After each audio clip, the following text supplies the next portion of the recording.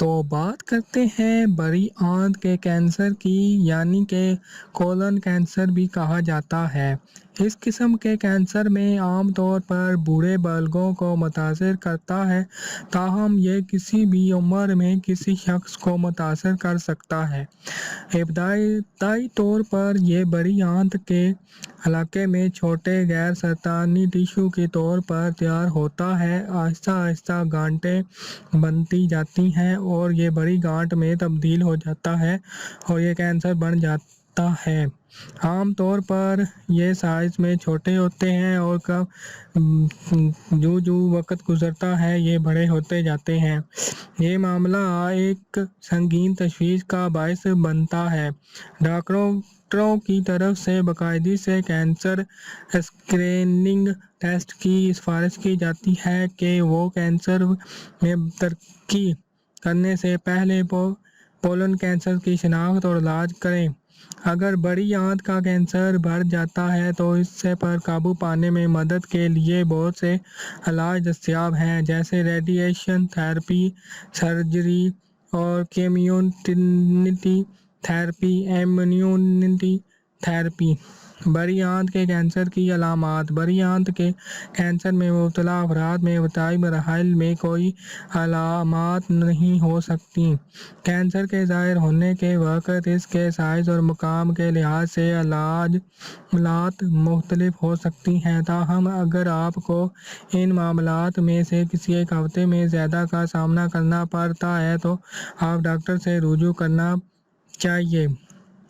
بڑی آنت کے کینسر کی علامات 3 یا 4 مرحلے میں زیادہ نمایاں ہوتی ہیں۔ یہ جسم کے دوسرے حصوں میں پھیل سکتا ہے اور آپ کو درج ذیل علامات کا سامنا بھی ہو سکتا ہے: جانڈس، نقطہ نظر، سانس لینے کی دشواری، ہاتھوں یا پیروں میں سوجن، دائمی سر درد۔ ڈاکٹر سے مشورہ کریں اگر آپ ان میں سے کسی بھی علاج کا تجزیہ کرتے ہیں۔ اگر آپ کے پاس خطرے کے دیگر عوامل ہیں، جیسے کینسر کی بیماری میں خاندان تاریخ، تو ڈاکٹر کینسر کی اسکریننگ ٹیسٹ کی سفارش کر سکتا ہے۔ علاج۔ بڑی آنت کے کینسر کی علامات 3 یا 4 مرحلے میں زیادہ نمایاں ہوتی ہیں۔ یہ جسم کے دوسرے حصے میں پھیل سکتی ہیں تو درج ذیل ہیں۔ بڑی آنت کے کینسر کا علاج کچھ عوامل پر منحصر ہے، جیسے کینسر کا مکان، شدت، مریض کے صحت کی حالت، صحت کے دیگر خطرات اور پیچیدگیاں۔ کینسر کا علاج عام طور پر ٹشو کے ہٹانے کے لیے سرجری سے کیا جاتا ہے۔ بڑی آنت کے کینسر کے خطرات کو کم کریں۔ بڑی آنت کے کینسر کے خطرات کو کم کرنے کے لیے طرز زندگی میں تبدیلیاں جانیں۔ صحت مند غذائیں کھائیں، مختلف قسم کے پھل، سبزیاں اور سارا اناج کھائیں۔ ہائیڈریٹڈ رہیں۔ اپنے آنتوں کو صحت مند رکھنے کے لیے روزانہ کافی پانی اور سیال پئیں۔ شراب کے استعمال سے پرہیز کریں۔ الکحل کا استعمال آپ کی صحت کو زیادہ خطرے میں ڈال سکتا ہے۔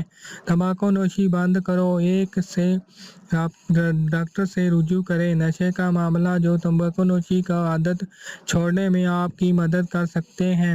باقاعدہ ورزش۔ کم از کم 30 منٹ روزانہ ورزش کرنے کی کوشش کریں۔ ایک صحت مند وزن برقرار رکھیں۔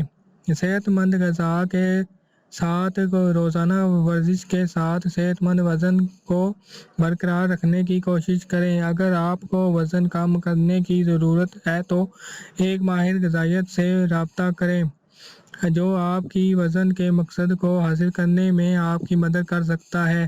Thank you for watching. Subscribe, like and share my video. Thank you very much.